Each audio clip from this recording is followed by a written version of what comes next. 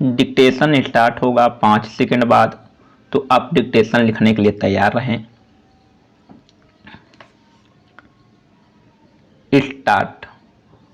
भारत की अध्यक्षता में G20 शिखर सम्मेलन के रूप में सबसे बड़ा कूटनीतिक आयोजन अपने अंतिम चरण में है। स्टॉप। इस भव्य आयोजन के चलते समस्त विश्व की नज़र भारत की ओर है।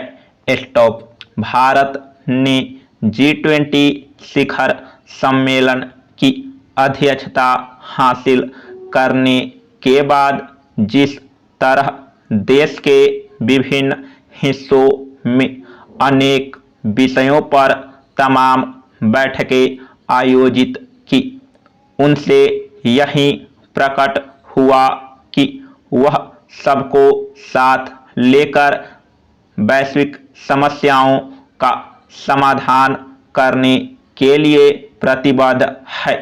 स्टॉप। इसलिए उसने G20 शिखर सम्मेलन की थीम वसुधैव कुटुंबकम रखी और एक पृथ्वी एक कुटुंब एक भविष्य को आदर्श वाक्य बनाया। स्टॉप। इसके माध्यम से उसने यही संदेश दिया कि वह विश्व कल्याण के लिए तत्पर है। पैरा। G20 शिखर सम्मेलन के पहले जो अनेक बैठकें हुई, उनसे भारत विश्व को अपनी सांस्कृतिक विरासत और विविधता से परिचित कराने में सफल रहा। स्टॉप। इस आयोजन के लिए दिल्ली का जो कायाकल्प हुआ वह भी चमत्कृत करने वाला है। स्टॉप। G20 शिखर सम्मेलन जिस स्थल यानी भारत मंडपम में हो रहा है, वहाँ भी भारत की सांस्कृतिक छटा का भव्य प्रदर्शन हो रहा है। स्टॉप। उल्लेखनीय यह भी रहा कि देश ने G20 शिखर सम्मेलन में अनेक स्वयं को भारत के रूप में प्रस्तुत किया, न कि इंडिया के रूप में। स्टॉप। न केवल राष्ट्रपति के निमंत्रण पत्र में भारत शब्द का उपयोग हुआ, बल्कि प्रधानमंत्री मोदी के सामने रखी पट्टिका में भी।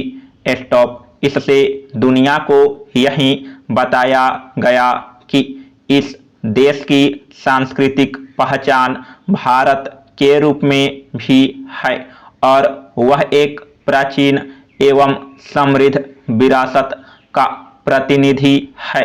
स्टॉप। विपक्ष ने इस मामले में नुक्ताचीनी कर अपनी मुश्किल बढ़ाने का ही काम किया। पैरा। G20 शिखर सम्मेलन में इस समूह के सभी देशों के नेताओं के अतिरिक्त 1 दर्जन से अधिक अंतर्राष्ट्रीय संस्थाओं के प्रमुख भी हिस्सा ले रहे हैं। स्टॉप। भारत ने इस सम्मेलन में 9 मित्र देशों को मेहमान के रूप में आमंत्रित किया है। स्टॉप। भारत ने अफ्रीकी यूनियन को इस समूह का सदस्य बनाने की जो पहल की वह सफल रही। समाप्त।